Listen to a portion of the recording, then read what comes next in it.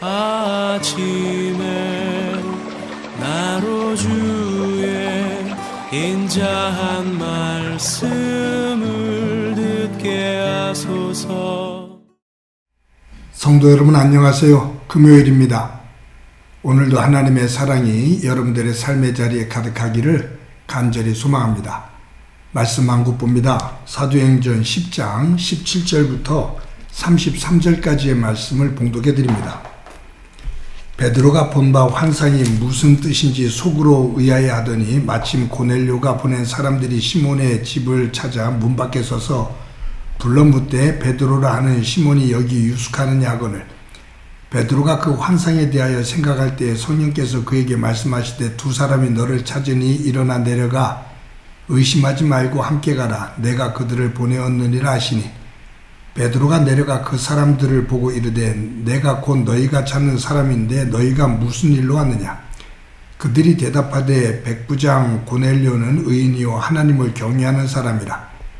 유대 온 족속이 칭찬하더니 그가 거룩한 천사의 지시를 받아 당신을 그 집으로 청하여 말을 들으려 하느니라 한데 베드로가 불러들여 유숙하게 하니라. 이튿날 일어나 그들과 함께 갈새 욥바에서 온 어떤 형제들도 함께 가니라. 이튿날 가이사랴에 들어가니 고넬료가 그의 친척과 가까운 친구들을 모아 기다리더니 마침 베드로가 들어올 때 고넬료가 맞아 발 앞에 엎드려 절하니 베드로가 일으켜 이르되 일어서라 나도 사람이라 하고 더불어 말하며 들어가 여러 사람이 모인 것을 보고 이르되 유대인으로서 이방인과 교제하며 가까이 있는 것이 위법인 줄은 너희도 알거니와 하나님께서 내게 지시하사 아무도 속되다 하거나 깨끗하지 않다 하지 말라 하시기로 부름을 사양하지 아니하고 왔노라. 묻노니 무슨 일로 나를 불렀느냐. 고넬료가 이르되 내가 나흘 전 이맘때까지 내 집에서 제9시 기도를 하는데 갑자기 한 사람이 빛난 옷을 입고 내 앞에 서서 말하되 고넬료야 하나님이 내 기도를 들으시고 내 구제를 기억하셨으니 사람을 욥바에 보내어 베드로라 하는 시몬을 청하라. 그가 바닷가 무두장이 시몬의 집에 유숙하느니라 하시기로 내가 곧 당신에게 사람을 보내었는데 오셨으니 잘하였나이다. 이제 우리는 주께서 당신에게 명하신 모든 것을 듣고자 하여 다 하나님 앞에 있나이다. 아멘. 동화 작가로 유명한 정채봉 씨가 있죠. 그가 쓴 수필 가운데 만남이라는 제목의 수필이 있습니다. 그는 여러 가지의 종류의 만남에 대해서 이야기를 해요. 만남 가운데 가장 잘못된 만남, 그것은 생선과 같은 만남이다 라고 말합니다. 왜냐하면 만나면 만날수록 비린내가 나기 때문이라고 말해요. 가장 조심해야 될 만남, 그것은 꽃송이 같은 만남이라고 말합니다. 참 좋은데 왜 그럴까? 정채봉 씨는 피었을 때는 좋을 때는 환호하고 좋아하지만 시들면 곧 버리기 때문이다. 좋으면 말고 싫으면 버리는 거죠. 이런 만남이 꽃송이 같은 만남인데 조심해야 될 만남이다. 또 한 만남은 가장 시간이 아까운 만남입니다. 그것은 지우개 같은 만남이라고 표현을 했어요. 곧 지워지니까요. 지우개는 지우잖아요. 곧 지워지니까 아까운 만남이다. 가장 좋은 만남은 손수건 같은 만남이다 라고 말합니다. 땀을 흘릴 때 땀을 닦아주고 눈물 흘릴 때 눈물을 닦아주는 그와 같은 손수건과 같은 만남, 그 만남이 가장 아름다운 만남이다 라고 정채봉 씨는 그 수필을 통해서 말합니다. 일리가 있죠. 저와 여러분이 살아가면서 많은 만남을 갖게 됩니다. 그 만남 중에는 생선과 같이 비린내가 나는 만남, 꽃송이처럼 좋을 때는 환호하지만 싫으면 곧 버려지는 만남, 바로 지워지는 만남. 그런데 그 만남들 중에는 위로가 되어지고 힘이 되어지는 손수건과 같은 만남도 있습니다. 성경에서 손수건과 같은 만남의 대표적인 사람들이 다윗과 요나단이죠. 또 바울과 아굴라, 브리스길라와 아굴라 부부, 또 바울과 디모데, 이런 만남들은 정말로 손수건과 같은 만남입니다. 오늘 하나님께서 두 사람을 만나게 하셔요. 그게 누구냐면 베드로와 고넬료입니다. 이 베드로와 고넬료는 만날 수 없는 사람들이에요. 사회적인 직분도 그렇고 또 그 당시에 사회적으로 갖고 있는 관념, 관습, 이런 것들로 인해서 도저히 만날 수 없는 사람들입니다. 그런데 하나님으로 인해, 하나님 때문에 만나서 함께 정말로 소중한 일들을 만들어가는 손수건과 같은 그러한 만남의 사람들입니다. 여러분 지금 이 사도행전을 보면서 예루살렘과 온 유대와 사마리아 지역까지 복음이 증거되어지고 이제는 땅끝 이방인의 세계까지 복음이 증거되어져야 되는 그 과정으로 넘어가고 있잖아요. 하나님께서 이방인에게 복음을 증거하기 위해서 예수님을 죽이는 데 앞장섰고 초대교회 기독교를 박해했던, 심하게 박해하는 그 앞장을 섰던 이 사울을 부활의 주님이 만나주시면서 그를 무너뜨리시죠. 그를 변화시키셔요. 그를 변화시키면서 사도행전 9장 15절에 뭐라고 말씀하시냐면 주께서 이르시되 가라. 이 사람은 내 이름을 이방인과 임금들과 이스라엘 자손들에게 전하기 위하여 택한 나의 그릇이다 라고 하나님께서 아나니아에게 말씀하셔요. 이 사울은 내가 이방인들과 이방 임금들에게 복음을 증거하기 위해서 내가 택한 그릇이다 라고 이 사울을 하나님께서 선택하셔서 이방인에게 복음을 증거하는 사역자로 준비하시는 거죠.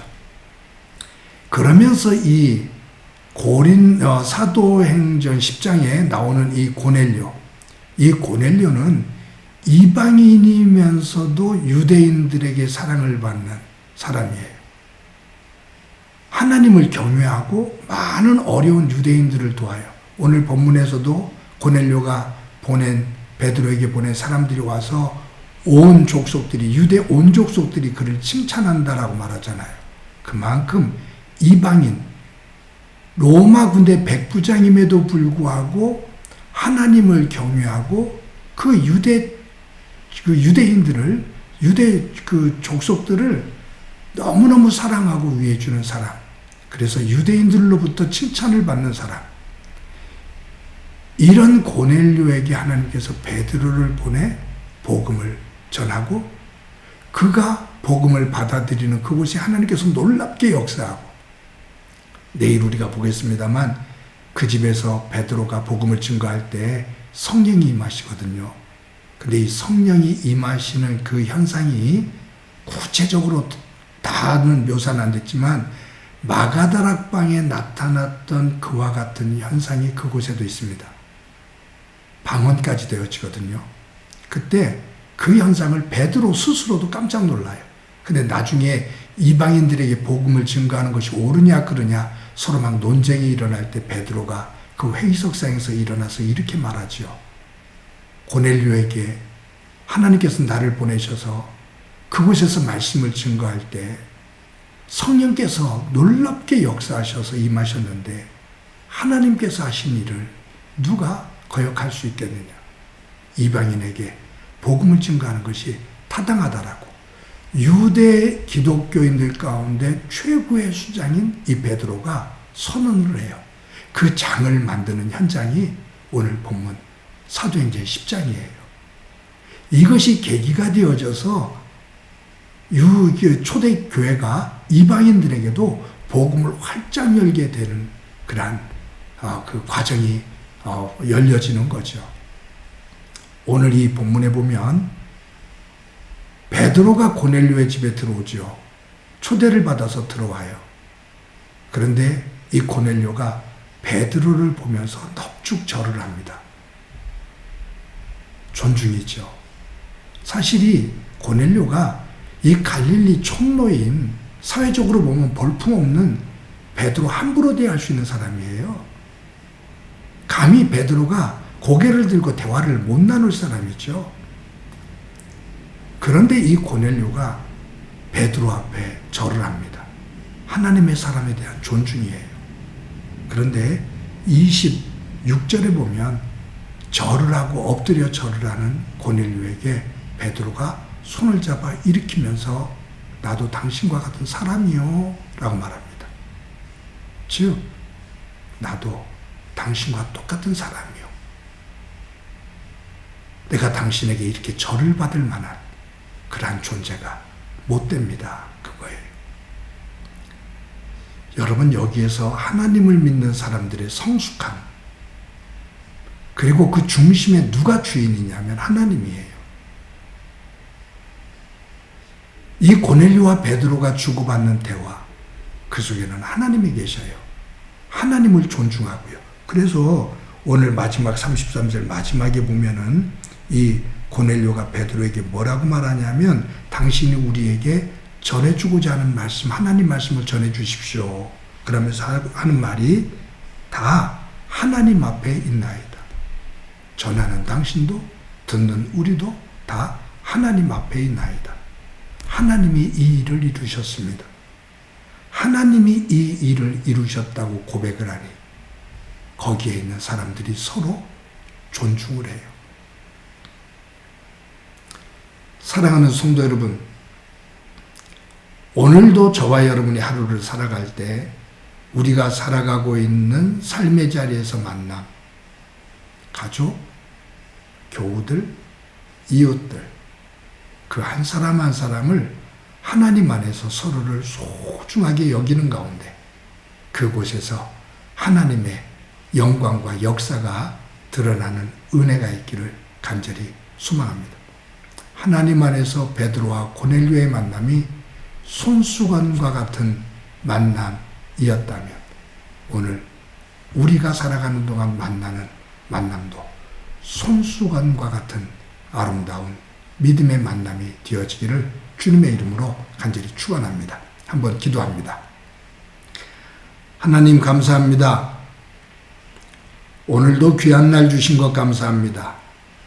베드로와 고넬료, 그들 각자가 가지고 있는 삶의 정황과 사회적인 직책, 그리고 가지고 있는 문화, 이런 것들을 보면 도저히 만날 수 없는 사람인데 하나님 안에서 만나 서로가 서로를 존중해주고 그 속에서 하나님의 놀라운 일을 펼쳐나가는 모습을 보게 됩니다. 오늘도 저희들 삶을 살면서 여러 사람들을 만나게 될 텐데 이 만남 속에서 하나님의 영광을 만들어 낼 수 있도록 은총 베풀어 주옵소서.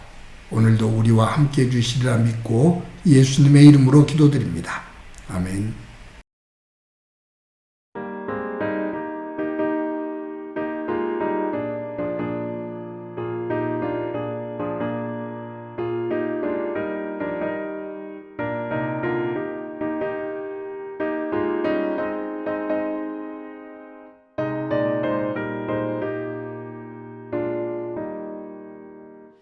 우리가 지금은 나그네 되어도 화려한 천국에 머자 나가리니 이 세상 있을 때 주 예수 위하여 끝까지 힘써 일하세.